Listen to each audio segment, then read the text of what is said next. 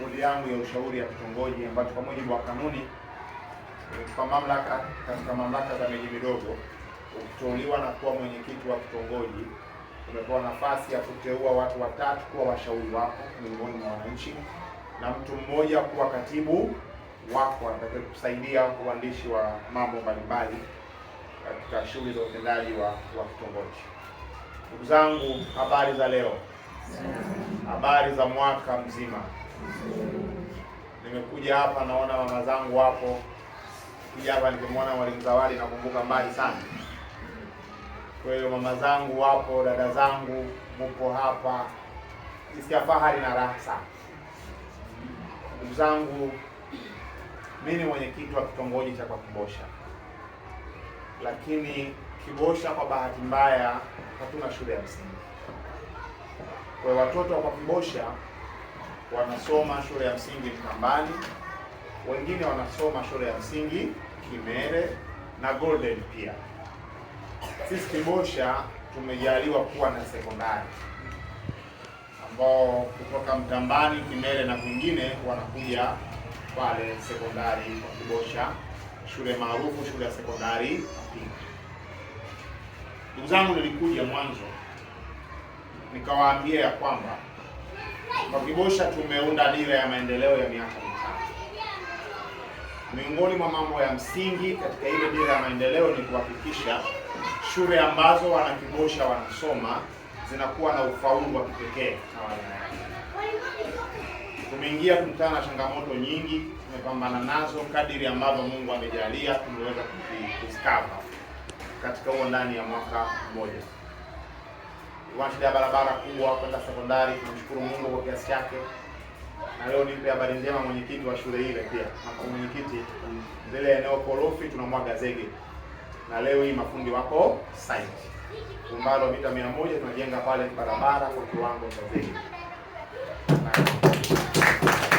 Na kazi hiyo inafanywa na ofisi ya kitongoji kushirikiana na wananchi wa Kibosha na wadau wengine. Kwa elimu ile hata pale ya kwenda kule na mateso yatapotea baada ya mwezi huu kwa lakini tuliahidi wakati natembelea shule baada ya kuwa mwenyekiti, nilitembelea shule ya sekondari Mapinga, nilitembelea pia shule ya sekondari hiyo hapa, shule ya msingi hiyo hapa ya Mtambani, sambamba na shule ya msingi ya Kimere. Tulitoa ahadi katika vile vikao. Kuna wakati ahadi zichelewa, watu wanaweza wakasema hapa tumepigwa changa la macho, sio kwa kima hichi. Lakini kimsingi nakumbuka ahadi zote ambazo tulizitoa. Nafahamu ni ahadi kubwa mbele za watu na mbele za nani? Za Mungu. Na nitakwenda kuulizwa. Tusipotekeleza zile ahadi, mwalimu yupo. Sawa, tusipotekeleza zile ahadi tutakwenda kuhukumiwa kwazo. Kwa ndugu zangu, tuliahidi hapa tufanye mabadiliko. Watoto wanakaa nje, wanakuwa na mbao za kuhamisha. Walimu wanatamani kufundisha nje kwenye hewa, lakini pia wapate na proper board za kufundishia. Tukaahidi tutaleta whiteboard ili ziweze kusaidia zile movements. Tukaahidi kuleta flat screen hapa, nakumbuka. Tukaahidi kuleta mipira hapa, nakumbuka. Tukaahidi kuleta photocopy machine. Yale mambo haendi mwenyekiti anatibua mahala anapewa au kuna specific budget ambayo inakuja kwa mwenyekiti ili afanye hayo. Hapana. Lazima mwenyekiti aende akachakalike, atengeneze mahusiano mema na wadau, wafanye uwezeshaji na mizigo iweze kuja. Kwa ndugu zangu, hatua ya awali tumefanikiwa kupata whiteboard ambazo nikasema zisibaki ndani, tuzilete hapa shuleni. Nilipokuja Ijumaa ilikuwa ni whiteboard moja. Mkuu akasema hapana bwana, tuletee mbili, moja haitoshi. Nikapambana mkuu Ijumaa mpaka leo tukapata whiteboard mbili. Kwa hiyo leo hii tumewaletea whiteboard hizo mbili. Nimemuuliza mwalimu tunatoa pia na projector. lakini nyinyi kwa sababu mnayo, mwalimu akasema tunayo hapa, utuongeze. Lakini sasa basi tuanze kuwapa ambao hawana kabisa, sawa sawa tuanze kuwapa ambao hawana kabisa, na tutaanza kuwapa Mapinga Sekondari. Kwa jana afisa elimu tulianza Mapinga Sekondari, tumewapa whiteboard, na Jumatatu tunawapa projector. Leo tumekuja, tuko hapa Mtambani, tutawapa whiteboard 2. Tukitoka hapa tutaenda Golden, tutawapa whiteboard 1. Jumatatu tutapeleka whiteboard shule ya msingi Kimere. Tunaamini wako walimu wakishika chaki wakimaliza mafua yanawatesa. Tunaamini wale wenye allergy ya mavumbi kwa watatumia hizo kuwasaidia pia.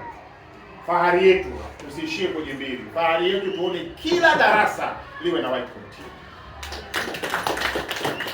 ili watu wawe na options, aidha watumie chaki au whiteboard ziweze kwa support.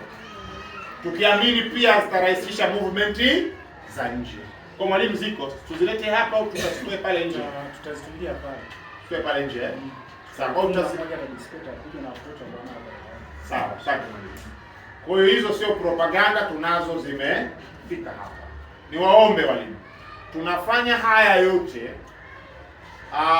Mama zangu UWT wameniambia wao wameanza jana, tunaendelea nao leo hii kwenye maadhimisho ya siku ya mwanamke duniani. Tunaamini furaha na fahari ya mwanamke yoyote au ya mama yoyote ni kuona mwanawe anafanya vizuri. Kwa tukisapoti vitu vya kusomea mashuleni, walimu watakuwa encouraged. Sambamba na hayo pia watoto watafanya vizuri. Mtoto akifanya vizuri ndio fahari ya kila mama. Kwa hiyo katika kuenzi kazi ya mama yetu, rais wetu Daktari Samia Suluhu Hassan, kipekee mimi nawaambia na wanawake mfahamu, kama mlikuwa mfahamu baadhi yenu, yako mengi yanasemwa, lakini nataka niwaambie tumewahi kuwa na marais nchi hii, lakini tumewahi kuwa na rais wa kipekee, mwanamke aliyefanya makubwa. Wanasema ya kusema kwa sababu mwanamke, na mara nyingi mwanamke amekuwa hana jema. Mtoto mchafu, mchafu nani? Wamekaa sawa sawa Mtoto haelewi, ana akili kama za nani? Za mama yake. Kwa mama amekuwa akitupiwa kila kitu, lakini ni mama tu ambaye ana uwezo wa kubeba mzigo wa kuni kichwani, mgongoni amebeba mtoto na mkononi amebeba masurufu ya chakula ya kula watoto wake. Ni mama tu ambaye ana mtoto anamnyonyesha huko ameng'ang'ana na jiko, anapika huko ana mtoto amembeba. Ni mama tu ambaye yeye huyo atatandika kitanda ili baba na watoto walale, atafagia ndani, lakini huyo atawajibika kuandaa chakula cha baba na mtoto.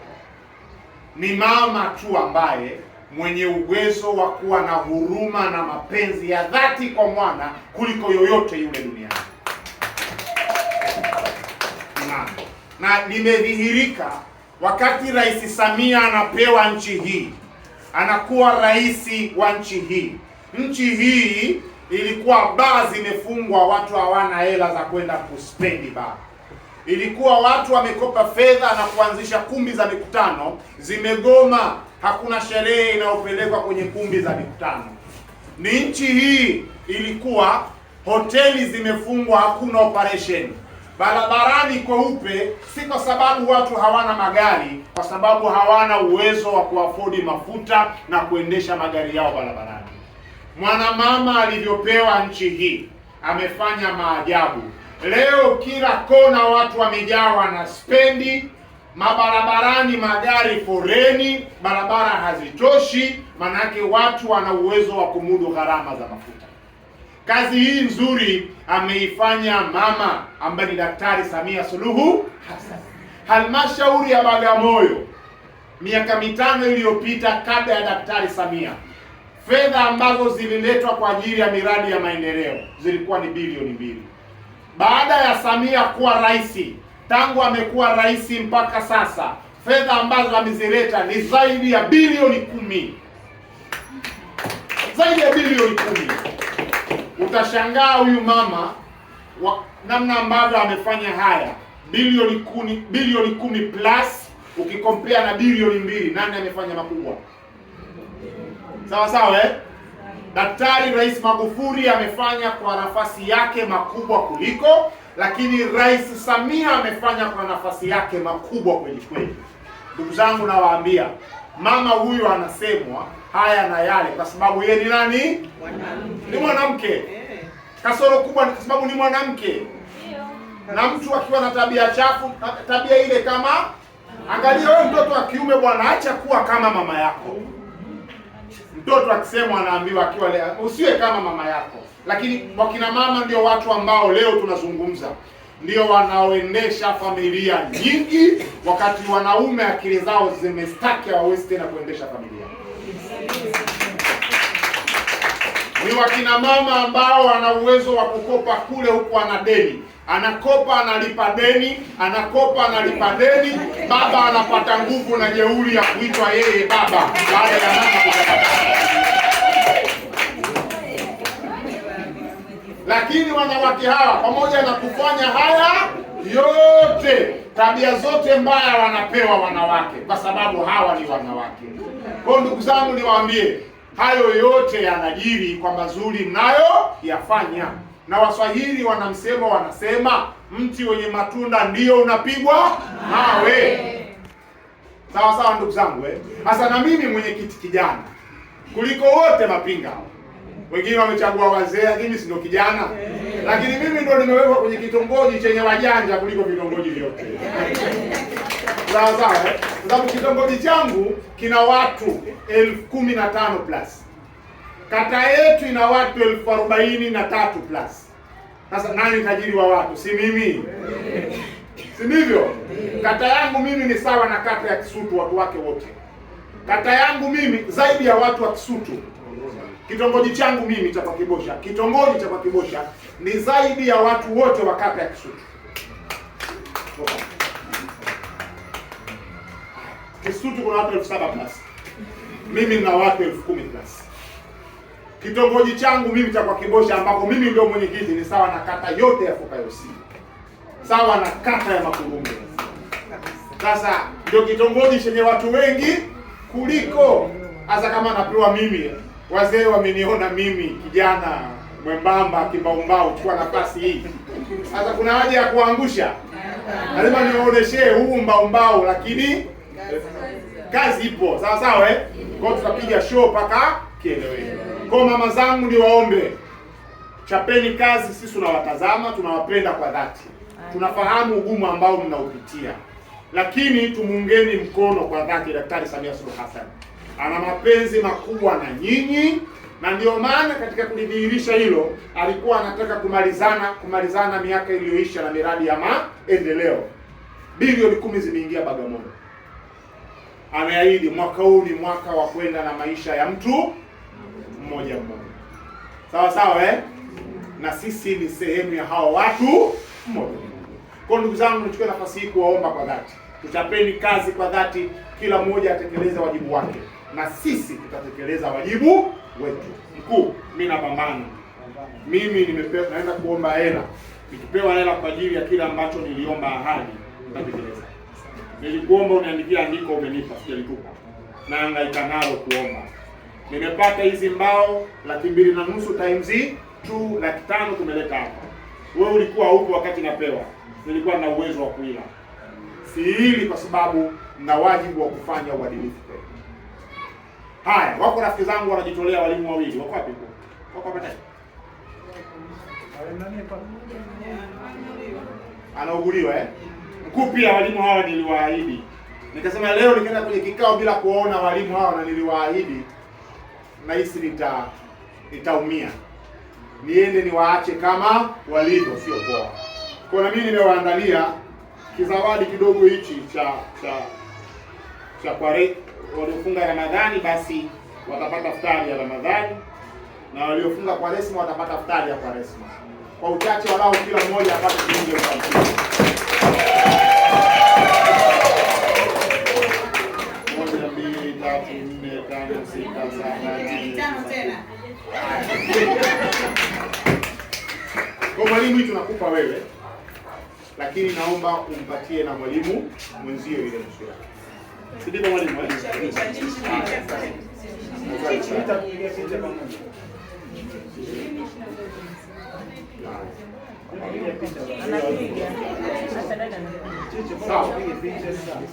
Chichi si ana wivu.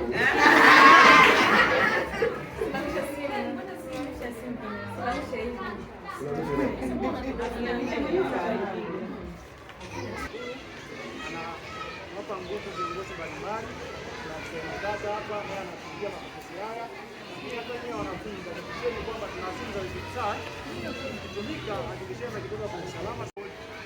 Na leo tumeleta na tunazikabidhi kwao.